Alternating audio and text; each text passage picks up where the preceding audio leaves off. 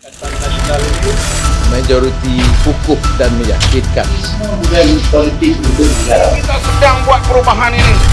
Sumpah saya budaya membentuk satu pakatan. Salam sejahtera, bersama saya Zawazi Yusof dalam edisi khas mingguan dan antara paparan terbaik minggu ini. Di mana prinsip yang dipertahankan UMNO?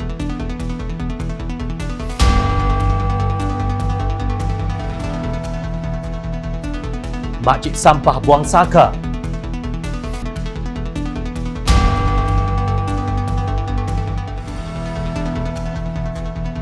ROS tolak pendaftaran pejuang dan muda Malaysia.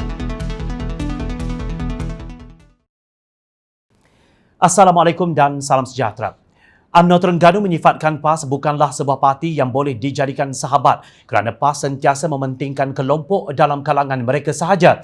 Pengerusinya Datuk Seri Ahmad Said berkata PAS bercakap soal memperjuangkan agama tetapi bukan agama yang menjadi dasar perjuangan mereka. Beliau berkata PAS bercakap soal adil tetapi adil bukanlah perjuangan PAS. Bahkan beliau mengakui muafakat nasional tidak pernah wujud di Terengganu apabila kerajaan PAS Terengganu tidak berlaku adil terhadap wakil rakyat UMNO BN. Ahmad mendakwa agihan peruntukan RM10 juta daripada kerajaan pusat bagi menangani pandemik COVID-19 tidak diberikan sama rata kepada wakil rakyat. Katanya berbanding dengan kerajaan BN Pahang yang bertindak mengagihkan sama rata, tidak kira wakil rakyat sama ada UMNO, PAS atau PKR. Apa yang berlaku di Terengganu, kata beliau, wakil rakyat UMNO hanya mendapat peruntukan RM45,000 berbanding wakil rakyat PAS sebanyak RM350,000 dan RM305,000 kepada pejabat penyelaras DUN yang dikendalikan PAS. Justru beliau berkata pada PRU15 nanti UMNO Terengganu tidak akan bekerjasama dengan PAS dan bersatu. Bahkan UMNO akan meletakkan calonnya di semua 8 kerusi di Parlimen dan 32 kerusi di DUN. Katanya UMNO juga akan merampas semula kerusi Parlimen Hulu Terengganu daripada bersatu pada PRU15 kerana kerusi itu sebelum ini merupakan kerusi tradisi milik UMNO. Beliau mencabar sesiapa yang ingin berkuasa di Parlimen Hulu Terengganu perlu bertanding dengan UMNO. Sebagaimana Terengganu, UMNO Kelantan juga menolak kerjasama dengan PAS dalam pilihan raya umum akan datang ataupun dalam usaha menukar kerajaan persekutuan. Bagi UMNO Kelantan, PAS tidak pernah jujur dan ikhlas apabila mahu bekerjasama dengan mereka. Ketua UMNO Bahagian Kuala Krai Muhammad Zulkifli Omar berkata, sekiranya PAS itu jujur dan ikhlas dengan mereka, sepatutnya diberikan 1 atau 2 exco kerajaan negeri Kelantan kepada mereka. Beliau dipercayai memberikan taklimat kepada pemimpin dan ahli UMNO Kuala Krai Kelantan mengenai kedudukan politik terkini. Dalam taklimat itu, Zulkifli berkata UMNO sekarang sedang mempertimbangkan satu jajaran kerjasama baharu selepas PAS dan bersatu tidak lagi boleh dipercayai. Bersatu pula katanya sedang membunuh UMNO dari dalam dengan pelbagai tindakan mereka. Sehubungan dengan itu, UMNO sedang mengkaji kemungkinan kerjasama baharu termasuk dengan DAP yang selama ini menjadi musuh utama UMNO. Dalam perkembangan sama, UMNO Bahagian Gua Musang memutuskan menolak sebarang kerjasama dengan PPBM berdasarkan suara akar umbi ahli-ahli peringkat cawangan. Mesyuarat perwakilan UMNO juga mencadangkan supaya pilihan raya umum diadakan dalam suku pertama 2021 bagi menyerahkan mandat kepada rakyat. Isnin lalu gempar apabila Barisan Nasional mengambil keputusan drastik memecat Anwar Musa sebagai Setiausaha Agung setelah kepimpinan mendapati pandangannya tidak selari dengan parti gabungan parti itu. Beliau didakwa gagal mengetuai parti dalam perkara yang berkaitan dengan Perikatan Nasional dan Muafakat Nasional. Datuk Seri Dr. Ahmad Zahid Hamidi telah memaklumkan keputusan itu kepada Menteri Wilayah Persekutuan itu dan sekaligus mengumumkan Datuk Ahmad Maslan sebagai Setiausaha Agung Barisan Nasional yang baru berkuat kuasa serta-merta. Ahmad Zahid mengumumkan keputusan tersebut dalam ucapan semasa perjumpaan khas dengan ketua-ketua UMNO bahagian seluruh negara di Pusat Dagangan Dunia Putra PWTC. Sebelum itu, dilaporkan Datuk Ahmad Jazlan Yaakob mengumumkan peletakan jawatan sebagai pengerusi Lembaga Minyak Sawit Malaysia MPOB berkuat kuasa Rabu lalu.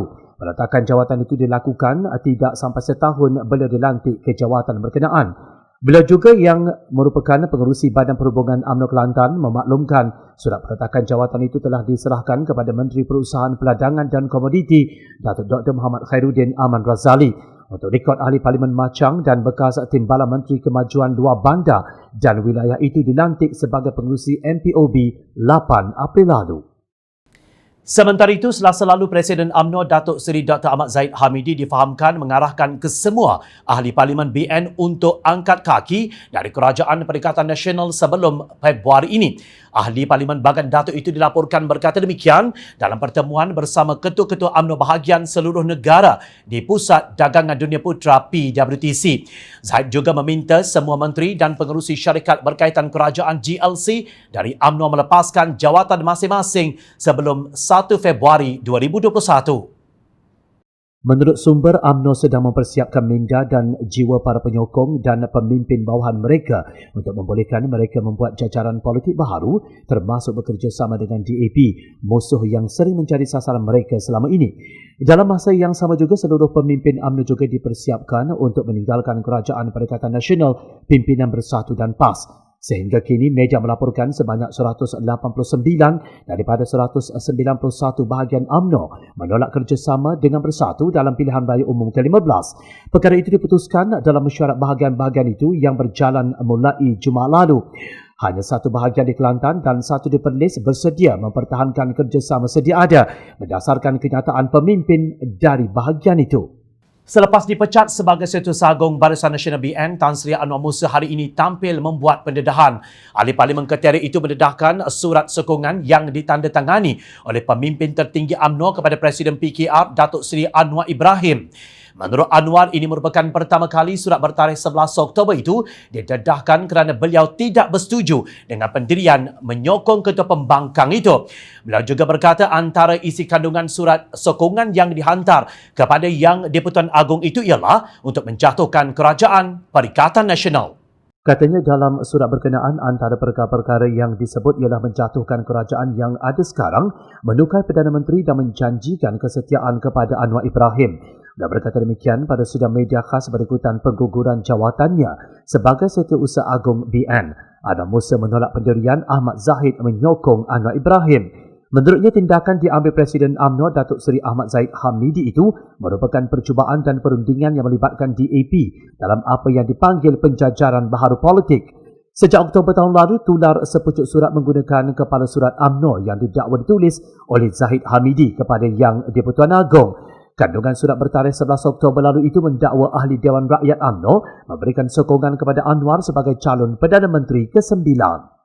Bermula dengan ketidakpuasan hati ahli-ahli Parlimen BN yang mendakwa dibuli oleh Bersatu dalam isu pengagihan jawatan strategik kerajaan serta konflik sewaktu bertanding pada pilihan raya negeri PRN Sabah ke-16. Kemuncaknya lebih 140 UMNO bahagian di seluruh negara mengemukakan usul menolak kerjasama dengan Bersatu pada Sabtu lalu dan terkini Menteri Wilayah Persekutuan Tan Sri Anwar Musa diumumkan dipecat daripada jawatan sebagai Setiausaha Agung BN dan Muafakat Nasional. Gerakan politik terbaru oleh UMNO dan BN itu difahamkan adalah sebahagian usaha parti berkenaan menuntut Perdana Menteri Tan Sri Muhyiddin Yassin melaksanakan pilihan raya umum PRU ke-15 mengejut dengan segera. Bagi sebilangan pemimpin UMNO, tuntutan UMNO dan BN supaya PRU 15 dapat dilaksanakan segera adalah munasabah berdasarkan pengalaman negara jiran Singapura yang berjaya melaksanakan pilihan raya negara itu dengan sempurna meskipun berdepan ancaman COVID-19. Ditanya mengenai keputusan pemecatan Anwar oleh pengerusi BN, Datuk Seri Ahmad Zahid Hamidi yang digantikan pula dengan Setiausaha Agung UMNO Datuk Seri Ahmad Maslan, Mustafa menjelaskan itu bukan keputusan luar biasa dan sekadar mengembalikan amalan tradisi parti.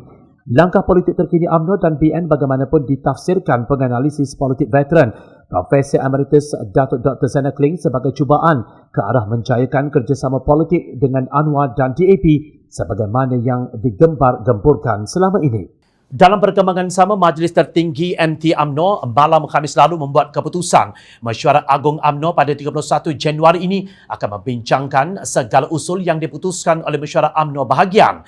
Dalam satu kenyataan bertulis yang dibuat oleh Ketua Penerangan UMNO, sebaik saja selesai mesyuarat MT, mereka juga mengambil keputusan untuk berbaik-baik dengan PAS walaupun UMNO Terengganu dan Kelantan jelas sudah menolak PAS dalam usul berapi-api mereka. Hanya UMNO Terengganu saja masih berani melawan tekanan yang dibuat ke atas mereka, tetapi yang lain masih juga tergila-gila kepada PAS walaupun parti itu berskandal dengan Bersatu. Ternyata sandiwara yang dimainkan UMNO sebelum ini hanya satu plot yang telah dapat dijangka oleh semua pihak. Ketua Penerangan UMNO Syahril Hamdan dalam kenyataan 3 muka surat malam itu berkata, MT telah mengambil keputusan untuk membawa semua usul ke Mesyuarat Agung tahunan setelah mempertimbangkan semua usul yang dikemukakan oleh 189 bahagian parti. Antara usul utama yang dibangkitkan majoriti besar UMNO bahagian-bahagian ialah mempertahankan hubungan kerjasama dengan PAS melalui Muafakat Nasional, mengambil kira sentimen pemufakatan yang telah dibina ketika 22 bulan bersama-sama sebagai pembangkang. Sementara itu, Ahli Parlimen DAP Lim Kit Siang mengkritik tindakan ahli politik kerajaan yang dianggap begitu taksub mahu mengadakan pilihan raya umum ke-15 hanya kerana mahu berebut kuasa demi membolehkan pemimpin mereka dilepaskan dari hukuman penjara. Isnin lalu, seorang penghantar makanan meninggal dunia selepas motosikal ditunggang terlanggar lopak di bahu jalan sebelum terjatuh dalam kemalangan di Jalan PJU7 Palang 2, Petaling Jaya. Ketua Polis Daerah Petaling Jaya, Assistant Commissioner Nik Izani Muhammad Faisal berkata, kejadian dipercayai berlaku pada 1:15 tengah hari ketika mangsa sedang dalam perjalanan menghantar makanan. Menurutnya, mangsa berusia 31 tahun yang berasal dari Kampung Cempaka terlanggar lubang di bahu jalan sebelum hilang kawalan dan terbabas di lorong kiri jalan. Satu rakaman video menunjukkan mangsa terbaring di jalan sebaik selepas kemalangan tular di media sosial. Video itu dipercayai dirakam seorang penunggang motosikal yang menggesa pihak berkuasa mengambil maklum akan keadaan jalan di kawasan itu yang terletak berdekatan dengan pusat beli belah The Curve. Terdahulu, seorang lelaki warga Emas maut selepas terjatuh apabila motosikal yang ditunggang terlanggar lubang di jalan tengah menghala ke pusat membeli belah Mid Valley Kuala Lumpur. Mangsa Ho Yan Fee, 75 tahun, yang beralamat di Pandan Perdana Ceras juga dilaporkan meninggal dunia di lokasi kejadian akibat kecederaan parah yang dialaminya. Kemalangan jam 7.30 pagi itu berlaku apabila motosikal mangsa dipercayai terbabas selepas terlanggar lubang pada jalan rosak di lorong tengah di laluan yang mempunyai 3 lorong itu sebelum terjatuh ke jalan. Ikuran itu, orang ramai mengecam JKR memandangkan tiada permohonan maaf terhadap kes kemalangan maut membabitkan penunggang dan pembonceng. Selasa lalu, tular rakam video berdurasi 20 saat memaparkan aksi seorang wanita dipercayai pertengahan usia membuang 2 bungkusan plastik dari tingkap kereta beza yang bernombor pendaftaran DDA 9590. Lokasi dipercayai berlaku di atas jambatan Sungai Kelantan dari Machang menghala ke Tanah Merah menurut kumpulan Facebook Info Rakyat dalam Kelantan. Namun Menteri Alam Sekitar dan Air Datuk Seri Tuan Ibrahim Tuan Man hanya menzahirkan rasa kecewa terhadap seorang wanita yang dilihat membuang bungkusan plastik itu. Ahli Parlimen PAS Kubang Kerian itu hanya mengharap individu berkenaan memohon maaf. Tuan Ibrahim berkata masih ada segelintir masyarakat yang tidak peduli kebersihan sumber air di negara ini ketika kementeriannya berusaha melancarkan kempen menjaga sungai. Walau bagaimanapun, reaksi lembut menteri itu mengundang kecaman orang ramai yang menganggap menteri berkenaan sepatutnya bersuara lebih tegas. Sewajarnya tindakan undang-undang berkaitan dikenakan terhadap si pelaku yang kononnya membuang saka setelah selesai melalui proses perubatan Islam. Polis di Raja Malaysia PDRM merampas pelbagai cawan dan gambar yang mempamerkan karikatur wajah pemimpin komunis China Mao Zedong di sebuah restoran 2 tingkat dekat Jalan Icon City, Juru, Pulau Pinang. Ketua Polis Daerah Seberang Perai Tengah, Assistant Commissioner Syafi'i Abdul Samad berkata, siasatan mendapati restoran berkenaan menjalankan penjagaan, menjual masakan Cina dan menghias dinding restoran mereka dengan karya lukisan semasa era revolusi kebudayaan Cina. Bagaimanapun, pemeriksaan lanjut mendapati terdapat gambar tampalan hiasan karikatur yang terpapar wajah Ketua Revolusi Komunis Cina Mao Zedong dalam premis berkenaan. Menurut beliau, siasatan lanjut sedang dijalankan mengikut Seksyen 505(b) Kanun Keseksaan dan Seksyen 44 Akta Pertubuhan 1966. Perbuatan pemilik restoran itu merupakan satu perkara yang berat. Sememangnya tugas PDRM yang selayaknya mengendalikan sekatan terhadap penyebaran mana-mana ideologi songsang dan terorisme dengan sebaik-baiknya. Tetapi lain pula, kata MCA, Naib Presiden MCA Tan Teck Cheng dipetik sebagai berkata, gambar pada kertas hiasan dinding di restoran berkenaan hanya hiasan dan menyifatkan tindakan polis terlalu keras dan sensitif. Ketua Biro MCA itu berpendapat bahawa perkara tersebut tidak perlu ditangani polis dan ia boleh merosakkan hubungan dengan kerajaan China. Pada masa yang sama, kononnya beliau berharap agar netizen tidak menjadikan perkara ini sebagai isu perkauman untuk mengelakkan merosakkan keharmonian antara kaum dan juga hubungan persahabatan antara Malaysia dan China. Sementara itu, Ketua Awan Kelantan Dr. Hafizah Mustaqim dalam kenyataannya berkata reaksi yang ditunjukkan oleh Timbalan Menteri di Jabatan Perdana Menteri Hal Ehwal Agama Ahmad Marzuq Syari adalah amat mengecewakan kerana ia dilihat sebagai satu cubaan melindungi penjenayah hanya kerana status mereka yang bergelar agamawan. Dia bertanya di manakah pembelaan terhadap mangsa wanita atau lelaki yang biasanya mengalami trauma yang mendalam akibat jenayah yang berlaku ke atas mereka. Dalam satu kenyataan membalas kenyataan Ahmad Marzuq yang meminta media supaya tidak mensensasikan kes jenayah yang dikaitkan dengan golongan agama. Antara yang ditahan dan dibawa ke mahkamah kerana didakwa terlibat dalam jenayah seksual adalah seorang penceramah PAS dan juga seorang pendakwah selebriti. Katanya dalam kes-kes jenayah seksual membabitkan agamawan dan selebriti yang mengajar dan menjadi ikutan ramai tak berkuasa perlu bertindak lebih tegas melakukan usaha mencegah mereka daripada membahayakan dan menjadi ikutan masyarakat awam. Katanya perbuatan mereka tidak ubah seperti harapkan pegar makan padi. Justru Awan Negeri Kelantan menggesa agar pihak berkuasa mengambil langkah tegas menggantung tauliah mengajar agamawan yang dituduh terlibat dengan jenayah seksual sehingga siasatan selesai dijalankan. Katanya adalah lebih baik kita tidak defensif bila berhadapan dengan isu jenayah seksual yang semakin meruncing dalam masyarakat. Sebaliknya kita berganding bahu mengemukakan langkah konkret pencegahan dan perawatan termasuk rehabilitasi penjenayah dan pemandiri jenayah seksual. Jabatan Pendaftaran Pertubuhan RUS semalam telah menolak permohonan Parti Pejuang Tanah Air Pejuang dan Ikatan Demokratik Malaysia Muda Malaysia untuk menubuhkan sebuah parti politik ditolak tanpa sebarang sebab yang munasabah oleh Jabatan Pendaftaran Pertubuhan Malaysia. Dilaporkan RUS telah menghantar surat penolakan pendaftaran kepada kedua-dua parti itu lewat petang Rabu lalu. Perkara tersebut disahkan oleh Peguam Pejuang Muhammad Rafiq Rashid Ali seperti dilaporkan DH Market yang memaklumkan bahawa mereka menerima surat daripada RUS pada pukul 5.45 petang Rabu. Pada Disember tahun lalu, Pejuang telah memfailkan permohonan semakan kehakiman bagi mencabar tindakan RUS yang masih belum meluluskan pendaftaran parti berkenaan. Setiausaha Agung Jawatan Kuasa Penaja Pejuang, Datuk Amiruddin Hamzah memfailkan permohonan itu di Mahkamah Tinggi menerusi firma guaman Tetuan Haider & Co dengan menamakan Ketua Pengarah RUS dan RUS sebagai responden pertama dan kedua. Sementara itu, Muda Malaysia dalam satu kenyataan memaklumkan penolakan pendaftaran parti itu disampaikan melalui satu email pada Rabu setelah hampir 4 bulan menghantar permohonan. Ahli Parlimen Muar Syed Saddiq Syed Abdul Rahman mendaftarkan parti baharu itu dengan RUS pada 17 September lalu selain surat peguam berkaitan isu pendaftarannya telah diserahkan pada 21 Disember lalu.